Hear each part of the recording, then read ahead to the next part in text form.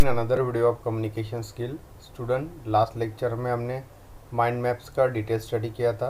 तो आज के इस वीडियो लेक्चर में हम चेकिंग का जो कॉन्सेप्ट है उसे हम डिटेल में स्टडी करेंगे एंड उसके साथ जो नेक्स्ट कॉन्सेप्ट है आउटलाइन, ठीक है, तो उसका हम डिटेल में स्टडी करेंगे। तो शुरू करते हैं आज का ये वीडियो। सो जो नेक्स्ट टॉपिक है सिलेबस का वो है executing stage, that is checking theory. Okay, so what first we'll see what is by chunking. Okay, so here short memory characteristics is there. Okay, so in that the brief duration will be a last up to 20 second. Okay, and 7 plus or minus 2 chunks are there. Its capacity is limited to 7 plus minus 2 chunks of independent information according to the Miller's law. Then weaking means reason for weakening of memory include meditations, sleep deprivation और head injury. ठीक है, तो checking जो एक memory characteristic है, ठीक है, तो इसका जो ड्यूरेशन है वो 20 सेकंड का है। ठीक है, मीन्स हम कितना मेमोरी में याद रख सकते हैं लाइक दैट। तो यहाँ पे कैपेसिटी जो दी वो 7 प्लस माइनस 2 का दिया है चंक्स का। ठीक है, एंड जो मेमोरी का जो कैपेसिटी वो वीक होने के जो रीजंस है, ठीक है, तो वो यहाँ पे दिए है। ठीक है, so then will see the what is by principle of checking. So the principle of chunking is said to have first forward in 1950s by George A Miller. ठीक है, so that is a Harvard psychologist. So most people today will familiar with the theory he put forward, the magical number 7 plus or minus 2। ठीक है, तो chunking का जो principle है वो George A Miller ने कॉन्सेप्ट में लाया, जो कि एक साइकोलॉजिस्ट थे हार्वर्ड यूनिवर्सिटी से 1950s में। ठीक है, next point will be the original research was related to our short term memory, how many numbers we can remember a few minutes after being told them only once। ठीक है, तो original जो research है वो short term memory के ऊपर base है। Means many numbers we can remember, means how many numbers we can remember in few minutes, means कितने नंबर्स हम याद रख सकते हैं। ठीक है, अगर एक बार हमें अगर बोल दिया जाए तो उसमें से कितने नंबर्स हम रिमेंबर कर सकते हैं। ठीक है, so however his work was gone on to be applied for beyond numbers. So the principle of 7 plus or minus 2 is now well establish as a golden rule. तो ये जो प्रिंसिपल है 7 plus or minus 2, so that is called as a golden rule for presenting, selling और communication information to the people. The magic number 7 plus or minus 2 provides the evidence for the capacity of short term memory. So most adult can store between 5 to 9 items in their short term memory। ठीक है, तो जो adults है वो 5 to 9 items means short term memory में याद रख सकते हैं। So that is a basic। So this idea was put forward by Miller in 1956 and he called its a magic number 7। ठीक है, तो यही आइडिया यूज़ करके मिलर ने 1956 में मैजिक नंबर जो डेवलप किया था वो 7 है। ठीक है, so the short term memory could hold 7 plus or minus 2 items because it has only a certain number of slots, okay, in which items could be store. Means maximum जो short term memory में हम 7 items वहाँ पे याद रख सकते हैं और plus or minus 2 item. Okay, so that is the difference. तो इतने आइटम्स हम शॉर्ट टर्म मेमोरी में याद रख सकते हैं। ठीक है, next point is checking is to organizing and group various pieces of information together. ठीक है, तो हम अलग अलग जो इन्फॉर्मेशन है उसे ऑर्गेनाइज कर सकते हैं एक वेल मैनर में। ठीक है, second one is the process memorise the chunks instead of individual information. तो इंडिविजुअल इन्फॉर्मेशन मेमोराइज करने से अच्छा है हम जो चंक्स है, ठीक है, तो उनको हम मेमोराइज करें। Next one is the retrieve, easy retrieval of the information. Means easily हम इंफॉर्मेशन को रीड कर सकते हैं या याद कर सकते हैं। Cause These chunks also act as cues, allowing for easy recollection of the information. ठीक है, तो जो चंक्स है वो क्यूज़ का भी काम करता है यहाँ पे, मीन्स हम उससे क्यूज़ लेके मीन्स जो इन्फॉर्मेशन उसे रिकलेक्ट कर सकते, ठीक है. So in this way indeed we can chunk the information together. We can store a lot more information in short term memory. ठीक है, so we know that we should try to follow the principle on slide bullet point, written communication, oral presentation.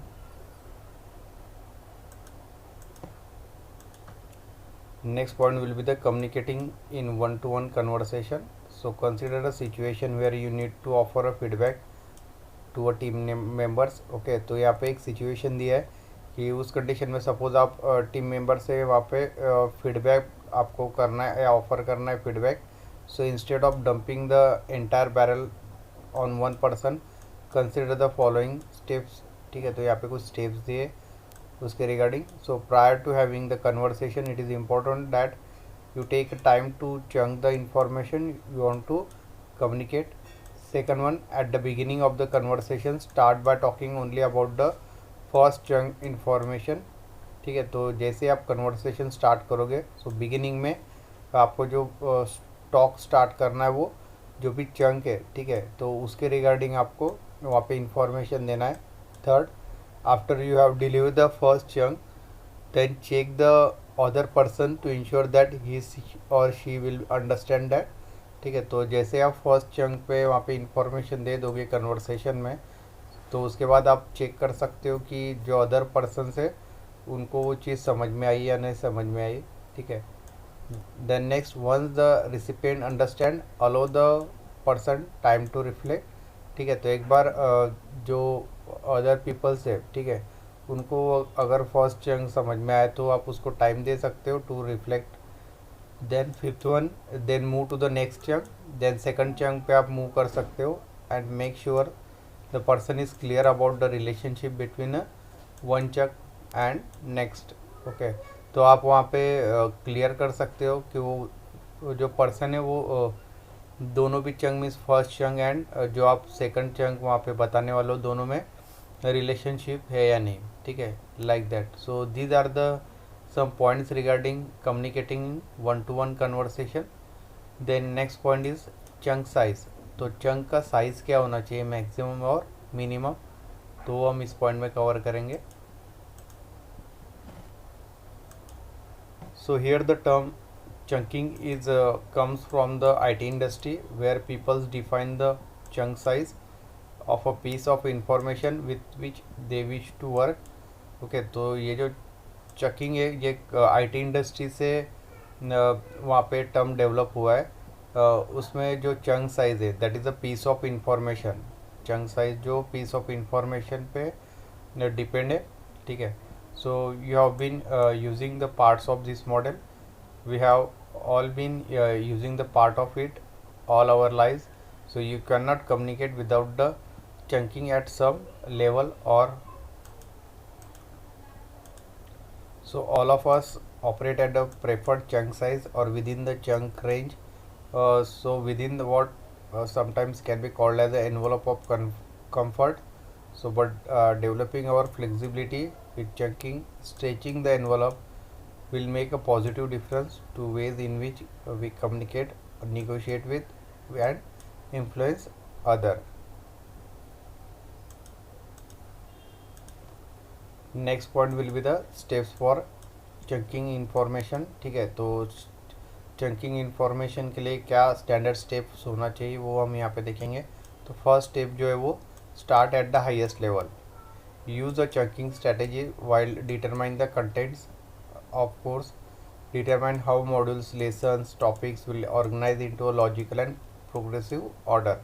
ठीक है, तो checking के लिए जो strategy है, ठीक है, तो उसके लिए जो कंटेंट्स है, ठीक है, या जो मॉड्यूल्स है, लेसन्स है, जो टॉपिक आप कवर कर रहे हो, ठीक है, तो इनको एक well logical and progressive order में यहाँ पे अरेंज करना पड़ेगा. Start with the large chunk of conceptual related to content. तो स्टार्ट जो करना है वो हमें जो कॉन्सेप्ट है, ठीक है, रिलेटेड टू द कंटेंट जिसका साइज़ लार्ज है ठीक है। तो वहाँ से हमें स्टार्ट करना है at the starting and use these as your modules. There are numerous organizational strategies such as simple to complex, cause and effect, or a sequential.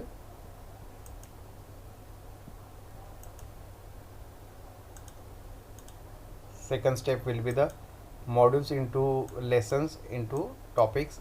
So divide the modules into smaller related chunk. ठीक है। तो जो भी modules है उसको smaller related chunks में divide करना है। This will become your lesson. तो यही जो चंक है ये आपके लेसन्स होंगे।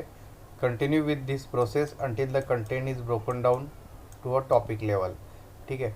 तो यही कंटेंट जो रहेंगे वो अलग अलग टॉपिक्स वहाँ पे कवर होंगे। ठीक है। As you become more familiar with the content, fine tune the internal structure.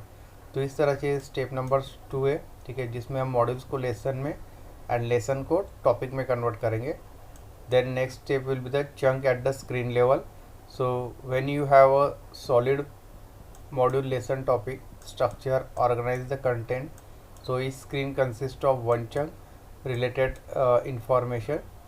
ठीक है। तो यहाँ पे अगर सॉलिड मॉड्यूल है या लेसन है, टॉपिक्स है, स्ट्रक्चर है, ऑर्गेनाइजेशन, ओके, तो ये सब जो कंटेंट्स है, ठीक है, तो ये one chunk of related information है। So depending on how you design this could be at the topic level, at the detail learning objective level or at the concept level.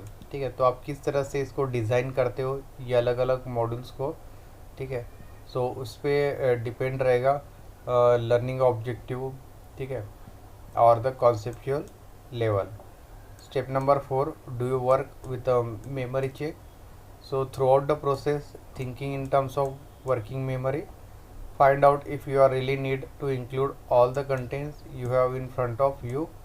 If not, get a rid of extraneous content. Always remember that less is more. So these are some standard process or the steps for the chunking. Next topic of syllabus is creating outlines. So first we'll see what is by outline. So an outline is a way of formally arranging and developing your ideas. ठीक है।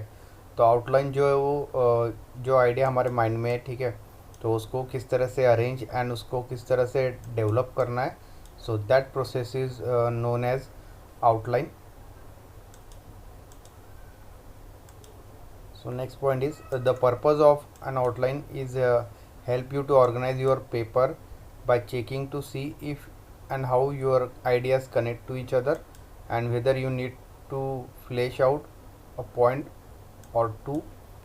तो यहाँ पे जो idea आपके mind में या जो आइडिया आपको एग्जीक्यूट करना है, ठीक है, तो वो किस तरह से कनेक्ट है एक दूसरे आइडियाज़ से। ठीक है। तो इसको हम यहाँ पे ऑर्गेनाइज कर सकते हैं by getting the help from this outline. So no matter the length of paper, from a 3 page weekly assignment to a 50 page senior thesis, outlines can help you to see the overall picture. ठीक है। तो यहाँ पे paper का जो length है, ठीक है, जो इन्फॉर्मेशन आपके पास अवेलेबल है, ठीक है, तो उसे आउटलाइन में वहाँ पे कोई इफ़ेक्ट नहीं होता है। तो एक वीकली असाइनमेंट भी हो सकता है 3 पेज का, 50 पेज का एक थीसिस हो सकता है।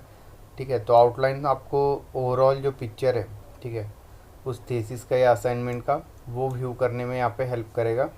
सो beside the basic structure that is Roman numericals or follow by the capital letters, Arabic numericals, there is no right or wrong way to make an outline. You can do the combination of short phrases with long sentences or stick with one or the other. ठीक है। तो इस तरह से जो basic structure है outline का, आप उसमें Roman numbers, capital letters, numericals, ठीक है, तो इन सब का हेल्प वहाँ पे ले सकते हो अरेंज करने के लिए। ठीक है। So these are the basic points regarding the outline. Next point, when giving an oral presentation. ठीक है। तो जब भी आप ओरल प्रेजेंटेशन देते हो, so at that time it is good idea to have outline. ठीक ठीक है। तो वहाँ पे आप जो भी आपका प्रेजेंटेशन है उसका आउटलाइन वहाँ पे आप प्रेजेंट कर सकते हो। So and outline helps to first जो है ground you, second one keep you on topic, ठीक है। तो आपका जो भी टॉपिक है ओरल प्रेजेंटेशन में, ठीक है, तो उसके लिए हेल्प करेगा। Then remember all your main points, तो जो भी मेन पॉइंट्स है प्रेजेंटेशन में उसको रिमेंबर करने के लिए आपको आउटलाइन वहाँ पे हेल्प करेगा। So these are the 3 main benefits of using outline in the oral presentation. Next point will be the types of outlines. Okay, so there are 2 types of outline. First one is the macro outline and second one is the micro outline, ठीक है। तो outlines को इसमें 2 types में divide किया है। First one is the macro and second is the micro. So first will see the macro outlines. So macro outlines is also known as a topic outlines, help you to see the larger picture through a series of short phrases, ठीक है। तो macro outline जो है वो उसको topic outlines भी कहा जाता है। तो जिसमें लार्जर पिक्चर है, ठीक है, जो भी आपका टॉपिक है, ठीक है, तो उसको हम व्यू कर सकते हैं through a series of short phrases. So it is particularly helpful when you are writing about variety of ideas or issue that could be ordered in any number of ways. So for example an outline for this page may look like this. तो इसमें जो आप अगर suppose कोई variety of ideas पे वहाँ पे writing कर रहे हो, ठीक है, तो अगर उनका ऑर्डर जो है वो मिसमैच है, ठीक है, वो आइडियाज़ का, तो इसमें आपको मैक्रो आउटलाइन यहाँ पे हेल्प करेगा। तो यहाँ पे एक एग्जांपल दिया है, तो यहाँ पे पेज का आउटलाइन का यहाँ पे एग्जांपल दिया है, व्हाट इज़ इट, ठीक है, मीन्स ये एक फॉर्म हो सकता है या एक जो है पर्पस हो सकता है। Second one is the macro, means it consist of phrases, an example, explanation of example और एनालिसिस ऑफ एन एग्जांपल, ठीक है। सेकंड टाइप जो है वो माइक्रो है, ठीक है। तो माइक्रो में फर्स्ट जो डिटेल्स है, कोटेशन है, एग्जांपल का explanation and then analysis. So you can see each part of outline consists of just few words and conveys the basic idea what belongs to, ठीक है। तो आप यहाँ पे जैसे हमने एग्जांपल देखे मैक्रो के एंड माइक्रो के, तो इसमें जो है फ्यू वर्ड्स यूज़ किए जैसे फ्रेज, एक्सप्लेनेशन एंड एनालिसिस, ठीक है। तो जिससे जो बेसिक आइडिया है वो यहाँ पे कन्वे हो रहा है, okay, by using the short or few words and without going into too much detail, ठीक है। तो यहाँ पे एक आउटलाइन जो है वो टॉपिक का क्रिएट हो रहा है शॉर्ट वर्ड से। यहाँ पे जो भी एक्सप्लेनेशन है, ठीक है, तो यहाँ पे शॉर्ट फॉर्म में यूज़र को यहाँ पे मिल रहा है by the help of this outline.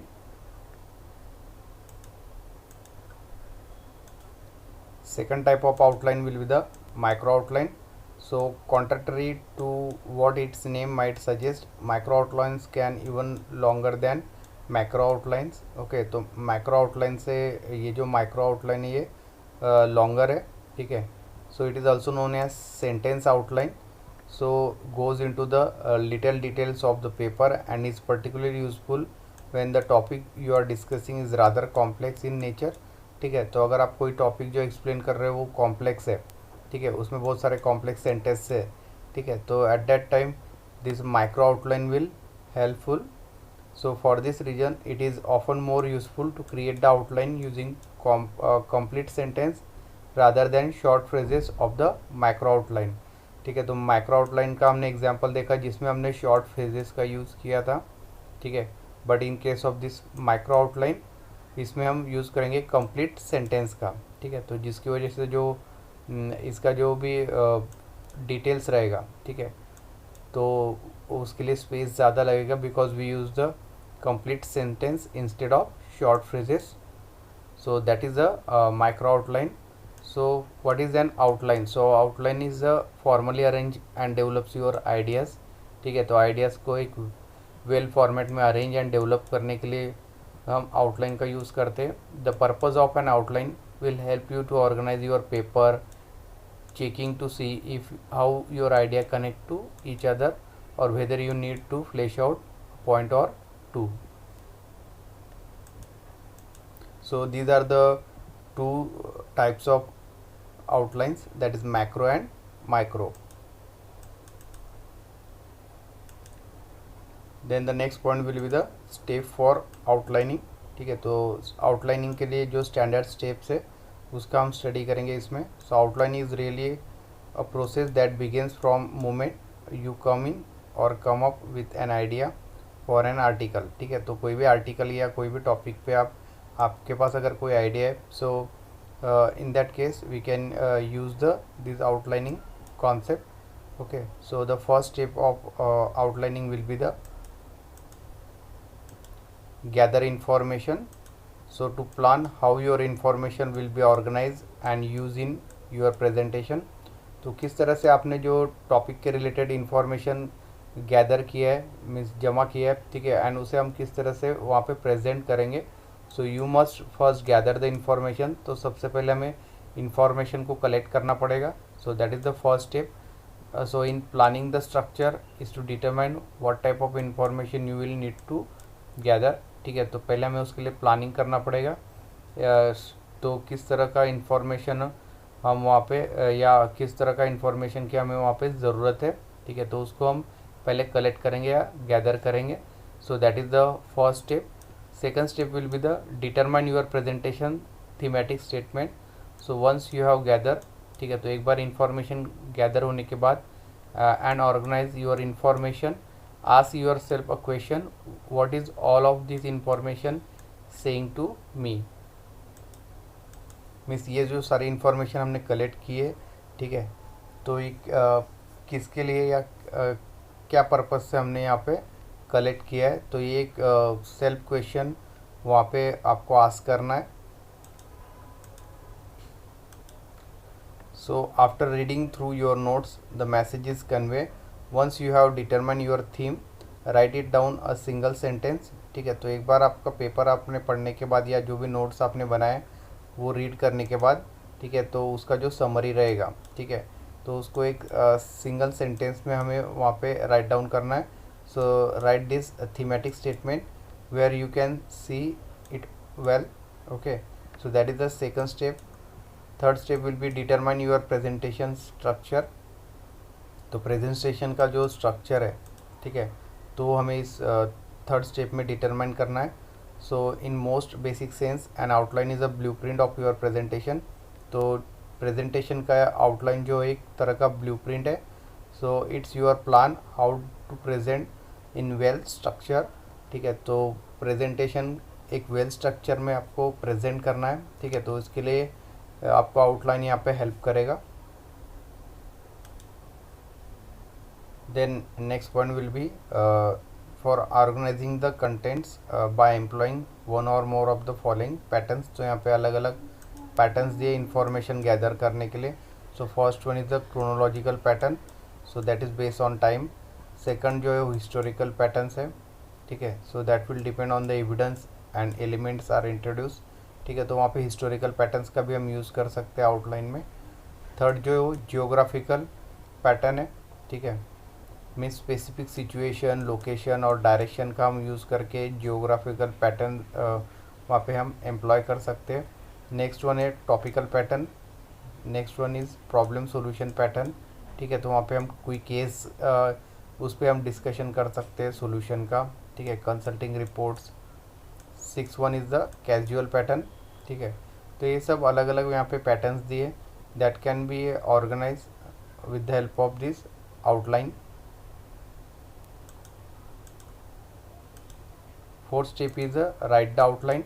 So select which approach feels comfortable to you and devise an outline for your article in that style. ठीक है, तो आपको एक कंफर्टेबल जो अप्रोच है, ठीक है, तो वो आप वहाँ पे सिलेक्ट कर सकते हो आउटलाइन लिखने के लिए, जो भी आर्टिकल पे आप आउटलाइन लिखना चाहते हो. ठीक है, एंड उसमें से आप एक पर्टिकुलर स्टाइल वहाँ पे सिलेक्ट कर सकते हो. ठीक है, so after you have written an outline, go back and make sure you have left nothing out. ठीक है, तो एक बार आउटलाइन राइट करने के बाद आप उससे चेक कर सकते हो कि उसमें और कुछ नोट करना मीन्स आपका रह गया है या नहीं है. तो you should check out. Okay, then remember that you write the article you can certainly veer from your path, so an outline is simply a plan, so feel free to add or subtract from that plan if another idea works better. So that is the fourth step, that is writing the outline. तो यहाँ पे business plan outline का एक example दिया है जिसमें elements of business plan means जो main elements रहेंगे बिजनेस प्लान में वो यहाँ पे दिया है। सबसे फर्स्ट एक कवर शीट रहेगा, statement of purpose, table of contents, ठीक है।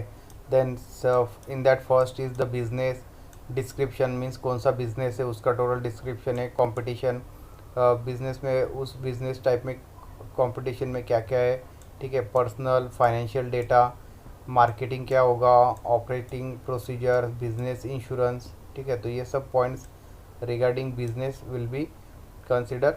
तो ये एक आउटलाइन होगा यहाँ पे फर्स्ट द बिजनेस के लिए। सेकंड जो है फाइनेंशियल डेटा है, तो फाइनेंशियल डेटा के रिलेटेड जो भी टर्म्स है जैसे loan application, balance sheet, capital requirement और capital equipment, break even analysis, ठीक है। तो ये सब जो पॉइंट्स है एक आउटलाइन है रिगार्डिंग द फाइनेंशियल डेटा, ठीक है। तो इससे यूज़र को या ये जो टोटल टॉपिक्स है या जो प्लान है, ठीक है, तो इसका जो भी आउटलाइन है वो क्लियर हो जाएगा, ठीक है। Then next point will be the importance of outline prior to the presentation. So the first point is clarify the thoughts and develop ideas, ठीक है। तो आउटलाइन जो हेल्प करेगा हमें जो भी थॉट्स है उनको क्लैरिफाई करने के लिए एंड आइडियाज़ को डेवलप करने के लिए। सेकंड जो है वो identify the weakness in argument, ठीक है।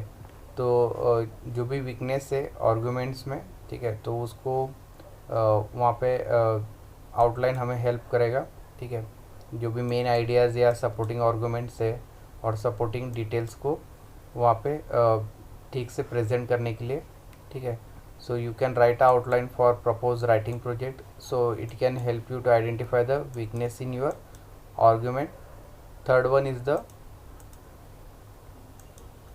organize ideas to stay on target, and the fourth one is time. So an outline can create a step by step guide that makes the actual writing easier while saving your time. तो outline में हम step by step एक तरह से यहाँ पे हमें guiding मिलता है, ठीक है। So how we can write easier and easiest way and save our time. So outline will help to save the time. So once you finalize the outline, you can use it to write each paragraph of the paper, and you may even able to use the sentence from the outline to fill the opening for each paragraph and supporting detail. ठीक है, तो एक बार outline final होने के बाद हम paragraph भी लिख सकते हो पेपर पे, ठीक है। जो जो मेन सेंटेंस है या जो भी आउटलाइंस है, ठीक है, तो उसके पैराग्राफ हम या सपोर्टिंग डिटेल्स को हम राइट कर सकते हैं, सो that will save the time. So that is the concept of outline. तो आज का ये वीडियो लेक्चर हम यही एंड करते हैं। So thank you.